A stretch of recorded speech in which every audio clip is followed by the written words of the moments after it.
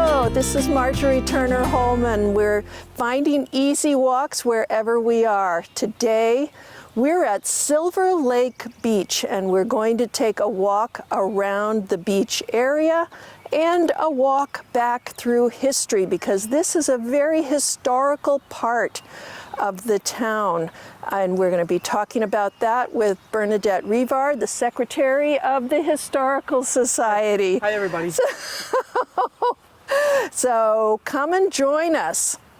Well, let's start with just a little bit about the ultimate history of Silver Lake. Is that this is actually what you're looking at is the Peters River, even though it doesn't look like it because the Peters River has been dammed. And if you look right over here, there's a green boat in the distance, and then there's riprap along the shoreline and a house over to the left. And that is actually the dam that creates Silver Lake from the Peters River. It's just a little tiny river that feeds into the Blackstone. So right here in this part of town, we are in the Blackstone River watershed. The north end of town, we're in the Charles River watershed. But there have been a series of dams built over the years for power, and originally there were mills that used the river as a power source. And at this point, that's not the case, but it was a community camps. It was Camp Mayflower right up Blackmar Street, right on the edge of there. They were all little 50 by 50 campsites that people came in the summer. And the way they got here was there was a trolley line. And just outside of the entrance to Silver Lake Beach, there was the station. It's the little, I don't know if it's still yellow. The train station. That was the train station.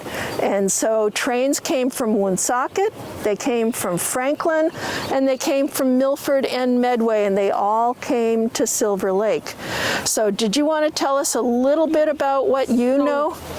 So I did some research based on history that other people have gathered, and there are two sources that I had. One is from a book that was written for the 1969 anniversary of Bellingham, and it was called Heydays at Hogue Lake, which was the original name before it became Silver Lake, by Susan Parento, and an article written by famed Bellingham historian Ernie Taft for the Silver Lake Association. Right. So from 1714 to 1765, the lake was known as Pope John's Swamp.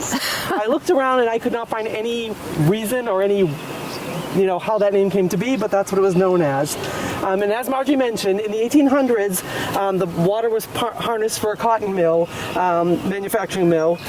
The man who owned it, William Chilson, could no longer pay his creditors in 1834, so he surrendered his estate, which includes the 90 acres of land. And then in 1875, J. Hogue, who the lake was then named after, harnessed the water power to run a sawmill on the property. Oh, okay. And then that's when it became known as Hogue Lake. Right. And then, as Marjorie mentioned, after that was when the rail lines came in, and it was purchased by the Woonsocket Railway Company to make the recreation area that we'll talk about, I'm sure, as we Sure, right. Right across the street, there's a big 2-story house, and that was the hotel for people who wanted to come and stay overnight or spend the weekend or spend the week.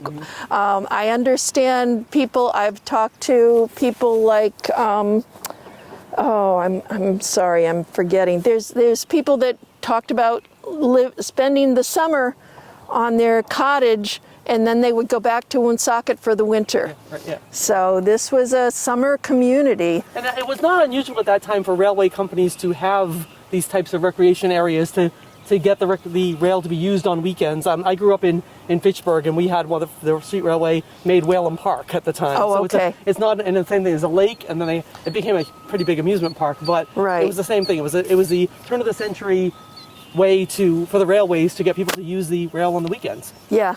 And there was at one point, and I'm not sure what the historical part of that is, there was a dance hall, and I hear that Glenn Miller and his orchestra even came and performed here. There was a skating rink, And kids, that was a big hit with the area children.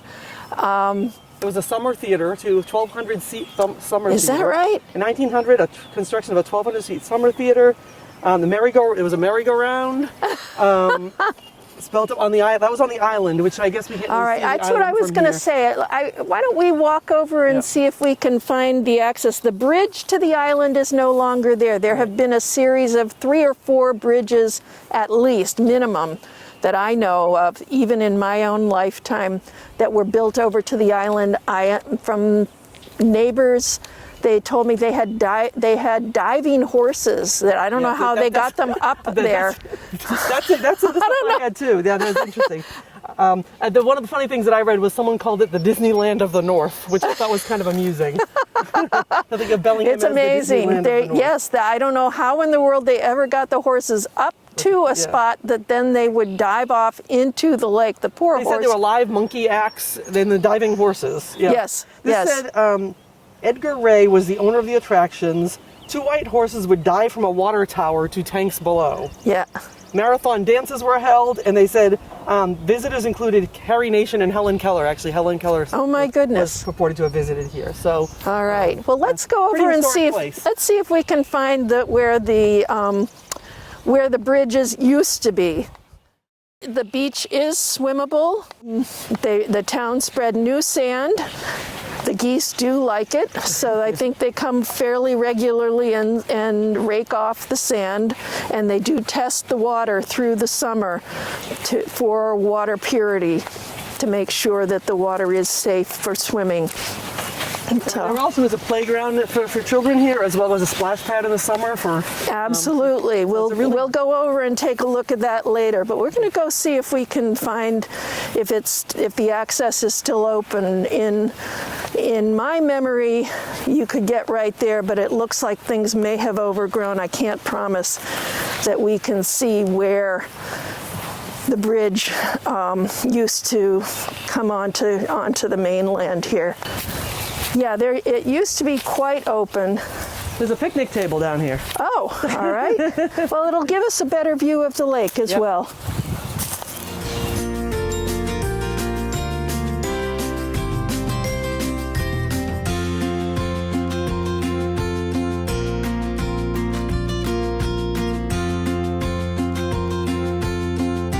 Okay, yeah. So we're standing, this is the access, we may have to check one more point to see if we can see better, but right now we're down at a little picnic table that obviously this gives you a little private spot along the water, and oh my goodness, it's just gorgeous. There's no wind. You can hear the birds. I don't know if the microphones can pick up the birds. The birds are really singing like crazy. The It is a perfect morning. red-winged blackbirds are going by.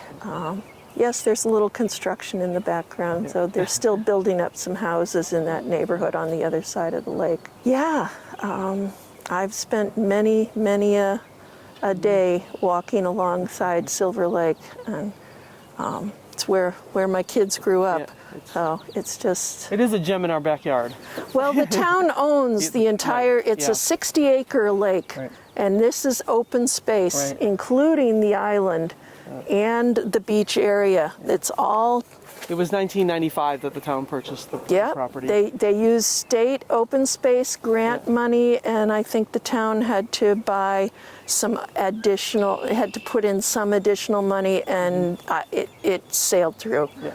Area really started happening. You know, like I said, there were boat rentals. There was a roller skating week, which you mentioned, the concerts, and basically in the 1920s, it was the era of the automobile. When the automobile became popular, the trolley travel decreased. And people wanted to go to the ocean. This had been the beach, and suddenly the ocean opened up. The automobile changed a lot of things, and one of them that they changed these local things became not as popular.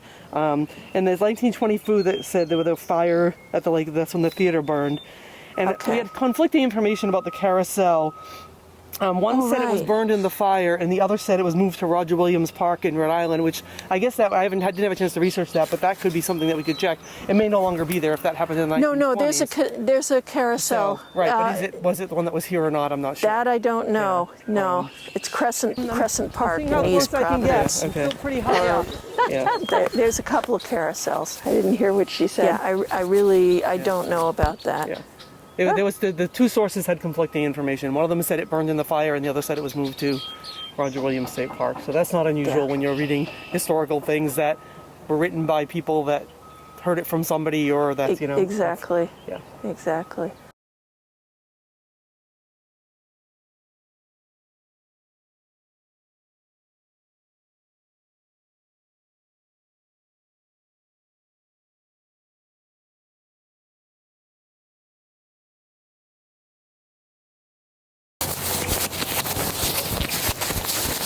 All right. Can you get down there, Bernadette? Who knew such interesting. adventures at Silver Lake?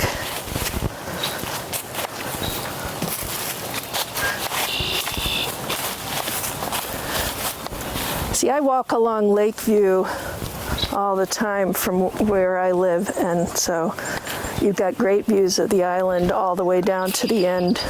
This looks like it was cut by beaver there. Yeah, this was a beaver chew. Oh, okay. Yeah, this is where the bridge crossed over to the lake. Oh yeah. Wow. No, I haven't tried to do this in years, obviously. Yeah. So, but yes, right where Tyler's standing is those bridges went straight across, and Goes up. yeah, it's a kind of long island that I don't know the acreage of the island itself, but there was a path. I'm sure it's overgrown now, but I'd go when my kids were young and pick blueberries over on the island. There definitely are. If you go online and Google Silver Lake, there are some old pictures of postcards that show some of the older buildings. Oh, yeah. Or actually, probably better Google Hoag Lake, H-O-A-G Lake, because that's when you're going to get the pictures of the time period. Yeah. But they're... Well, like I said, there were a number of different bridges that were built. It attracted vandalism, and I think the town got tired of replacing the bridge parts. So here we got the island with a good view of the island, at least from where the bridge used to be. Many bridges, they would always come right to this spot. That's the closest from the beach area over to the island. That was the quickest span. And it was fun, you know, it was fun to walk across there with my kids. Gives you a great view over the water. And like I was saying before, it was subject to vandalism. Were there ever any buildings over there when you were Not when I was here. Okay. You know, you could see some holes in the ground with piping. Yeah. So nobody ever lived on there that I'm aware of. I don't think people camped over there. But I really am not sure about that. There was some kind of infrastructure. For all I know, that was for the diving horses. I understand it was right over on this corner, on this corner on the left, facing the Lakeview, the Silver Lake Road side. I guess he must have known how deep the water was before he had his horses diving. I know. Well, I think there is a little bit of they may even have dug it out some. To it, yeah. Yeah, tends to be that this side of the lake is much shallower. This side over here facing onto Lakeview Street is up to about 6 feet. Diving horses doesn't sound safe. I'm not. Oh, I know. It's sort of crazy. Yep, hiking poles are wonderful. Okay. I bought some this year. Good. For more difficult things. You know, this looks like a clearer path over here, Tyler. I'm going to take this. We'll see if I can get under there. Kids can obviously get under there easily. Oh, golly. Who said this was easy walks? All right. Right? I just hit this branch. I'm fine. Oh, yeah. Careful, careful. Fine. I wonder if this kids are still in school, so. Yep. So the splash pad operates in the summer when it can. There's some challenges with water levels because it's so close to the lake that the drainage doesn't work ideally. So they have to shut it down every hour to let the water drain. But on hot summer days, it's really a fun gift and a sweet time. I haven't seen this yet, actually. It was a memorial. Yeah. I mean, it's just lots of showery stuff for children to run around in. And then this is actually a great view of the playground from here. And both of these were efforts of community fundraising and people, you know, the community really wanted this to happen. It made a difference having the playground here, and now the splash pad has really increased the usage of the lake tremendously. Yeah, the swing set and like a metal slide. That's all you got at the playground. You know? There's actually a handicapped accessible, like for under 4-year-old and such. It's all handicapped accessible for the most part. You see the paved pathways, so it's actually very thoughtfully put together, and it's a gorgeous day. We can go walk along the side here. So this, I mean, you have to make your own path if you're deciding you want to do some exercise, but it's just an easy place to be outdoors, as long as you don't go trying to go find a bridge that's gone. You know, they've picnic table. Yes, a little child-sized picnic table. So there's the wheelchair ramp to the other. It is. It's actually very, very nicely laid out, handicapped accessibility. This one is designed for smaller children. They do have a gate over there, so you can get in that direction as well. And then, you know, it's actually a really nice, it's a beautiful day. And sadly, they close the park in the winter, so neighbor children would use it through the winter, but for now it's a town decision to close it and lock the gate. You'd have to plow, you'd have to, you know, there's people to park. Yeah. I guess for neighbors you wouldn't have to plow, people are walking, but yeah. We just walk over. Yeah. So here's Silver Lake. We've just taken a very brief tour, and it's a wonderful, wonderful gem in town. The way you reach it, for people who don't know that it's right here, is it's on Cross Street. We've got Lake Street on one side and Center Street on the other are the access points to get to Cross Street. And the gate there will be manned probably from Memorial Day to Labor Day, that then they will be looking for parking passes. But for right now, in the next week or so. The parking passes are free for residents, correct? You just I believe they're free for residents. There may be a very small fee. If it is, it's no more than $10. And you can order them online, or you can stop at the DPW building on Blackstone Street and get your yearly. They do check for stickers, so. They do. They have they have a senior volunteer sit at the gate until about 5 o'clock at night. Right. And if you want to come after 5, there's probably not going to be anybody there, and nobody's going to fuss that you're here. They lock the gate at night? They don't lock the gate at night? Oh yeah, they lock the gate at about 8. Okay, so that's the concept. Yeah. Okay. So thanks for joining us. I'm Marjorie Turner Hollman. This is Finding Easy Walks Wherever You Are. Some of what we did, surprisingly, was not that easy, but we'll do our best. Till next time, thanks for joining us. Bye-bye. Good day. Have a good day.